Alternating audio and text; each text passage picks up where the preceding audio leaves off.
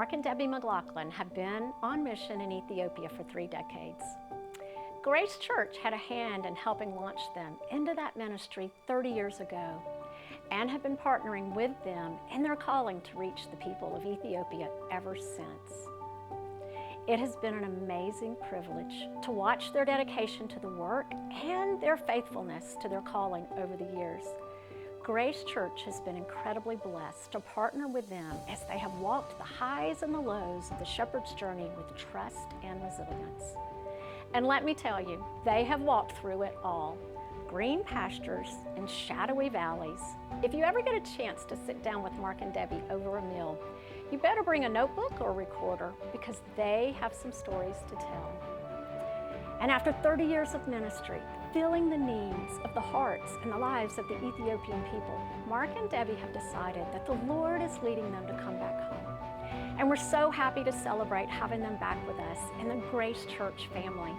But if you know Mark and Debbie at all, you know that taking a step back from their specific field is not taking a step back from the work of their ministry. It's far from it. Mark and Debbie are still moving, and they're building, and they're setting tables for those that need it out of the abundance of their spirit and the provisions of the Lord. We'll be surprised if they ever stop moving in the wonderful spirit-led ways. And that means that we, along with other sending organizations and partnering churches, have a blessing of serving with Mark and Debbie in a new mission field. In a way, they're broadening their mission field, not leaving a place of need and coming to a place of abundance, but moving from one place of need to another, bringing the provisions and the love of Jesus here as they did to their beloved Ethiopian friends. And so we welcome Mark and Debbie back into the Grace family fold here in Fayetteville. And we look forward to spending the next season of ministry doing the work of God together in a closer, fuller fellowship.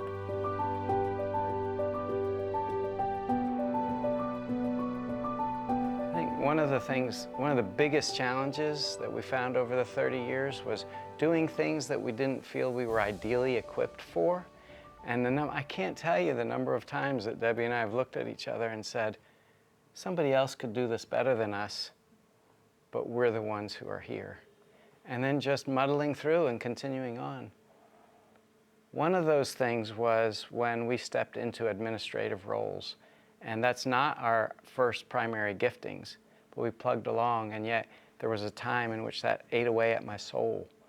And when we did the 3 weeks of prayer and fasting here, and we came to the time of the years that the locusts have eaten, and I asked myself, what are the years that locusts have eaten for me? And I said, it was that time when I was doing administration. And the locusts ate my soul in that time, honestly, for various reasons. But when I looked back in that time of prayer and fasting with Grace, I saw that God was restoring the years the locusts had eaten, even as they were being eaten, because we can see the fruit of that time in the lives of other people who are on the field now serving and glorifying God. So that was a challenge, trying to do things we weren't equipped to, and seeing now in hindsight, looking back, how God was working in those times in spite of the challenge. I think challenge-wise, as I think about that, having enemies was a big challenge. I came out as a friendly American, and I think Americans oftentimes are friendly and optimistic, and the idea of having enemies who maybe want to kill you, who hate you, who go to the witch doctor and have curses put on you, who do things to your children, it's really an alien concept, but it was hard, and learning to love enemies was a practical, we had to do it with real people. And as we come back to America and adjust to America, it feels as though the concept of enemies isn't as abstract as it was when I went out 30 years ago. And that makes me so sad.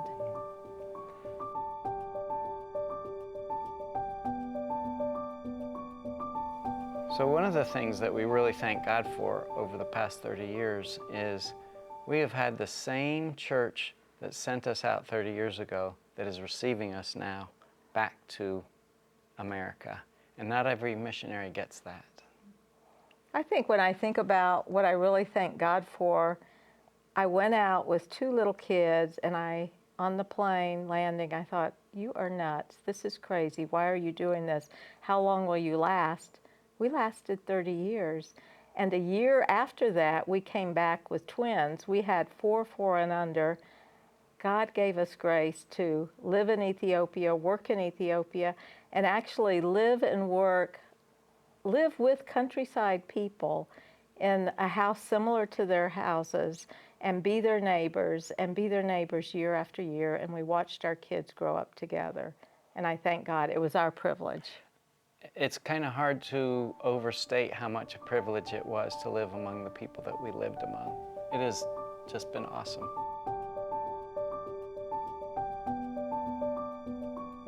I think as I look back and I think of maybe the most major way I've been shaped, it would be in the area of having an open hand, open hands before the Lord. And I think that another challenge that I had as a mom was worrying about the health of my children, because Ethiopian healthcare was almost non-existent. And having those open hands before the Lord of, Lord, you will provide, and I don't know, I can't say there will be a positive ending health-wise, but just having those open hands and desiring to do His will and going forward in faith.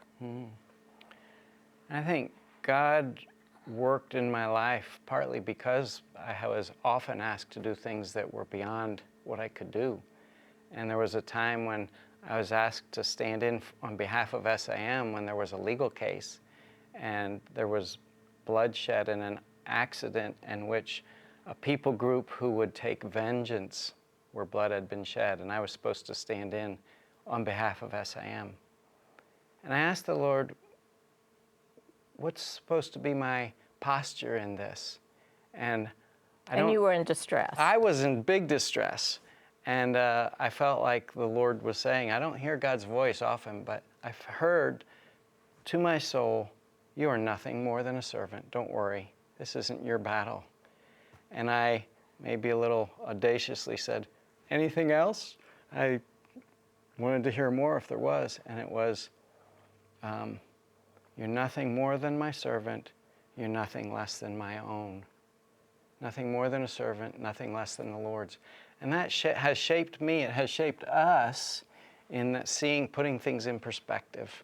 Always that constant certainty of, it's not me, it's the Lord's, and nothing can shake me from that. That was a real shaping time.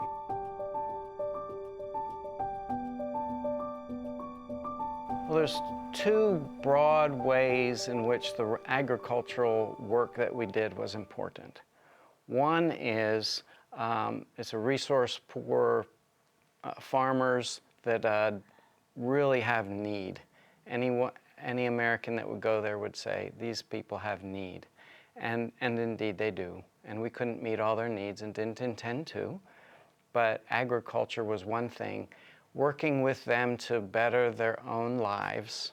We never gave out food. We gave out plants. We gave out skills that enabled them to do things on their own.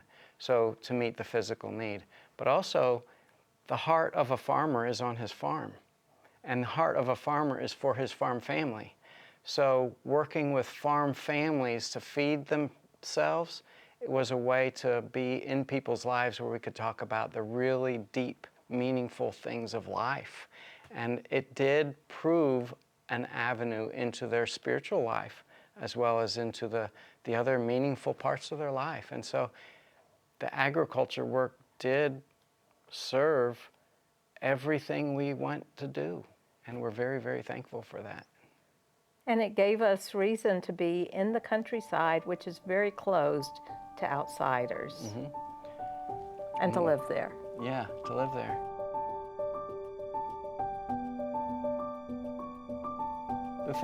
Some of the things that have really gave us delight over the years, just to the amount of times, the privilege it was to sit around the table, drinking Ethiopian coffee, eating the Ethiopian food with farmers, everyone from the poorest farmers. Right here. Right, that's right. Right here, put that right there. The whole family would sit right around this table. And we would eat off the same common Right plate. hand only. All hand. And don't stick the fingers in the mouth, please. That's right. But the joy that we found in eating with people, and when I think about the most fun times, has been when we were drinking coffee or eating food in people's houses. Laughing. Or at the table that Debbie provided. You know, there were some joyful times at our own table. And that's what we wanted, was to be able to connect to people.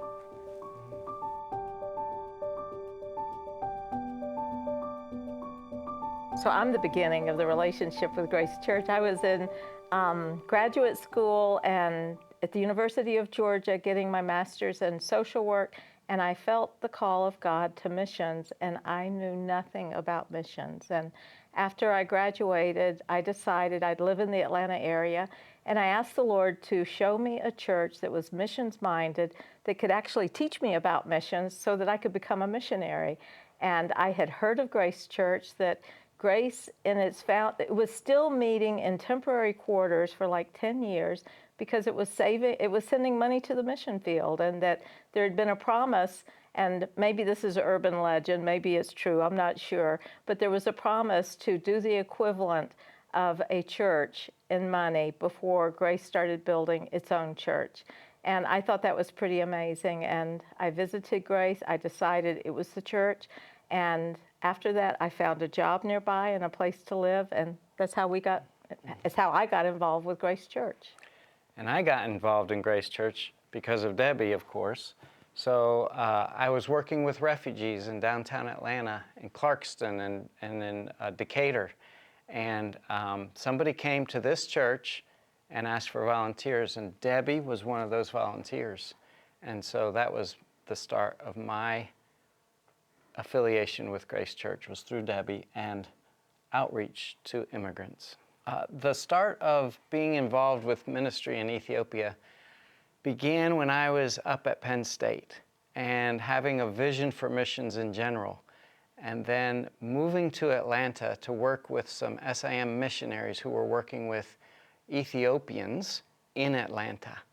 And from that time, I came to have a love for the Ethiopian people, the language, and hearing about the country and the need that was there for people to have a deeper relationship with Christ. And I wanted to answer that call. We were the envy of the other missionaries in SIM Ethiopia because we were one of the few that kept our sending church, and our sending church remained heavily involved with us. And it's so uncommon, and it is so needed to have a stable church body that knows who you are, who are praying specifically. Our 242 group is still meeting, which we're very blessed by. And Steve was the missions chairman when I went out, and Steve and Jan are some of our best friends in the world. And Debbie went out as a single before we were married, so we had that history there. So for me, my relationship with Grace Church goes 30 years. For her, it's longer than that. Since 85. Since 85. So the people that have come out over the years from Grace Church, including Gary, including the Pierces, many others have come. It's been very, very helpful. And the consistent month-by-month support has been greatly appreciated. Even in hard times, times that we knew that Grace Church was struggling, we were still getting the support, and that really meant a lot to us. God blessed us with Grace Church.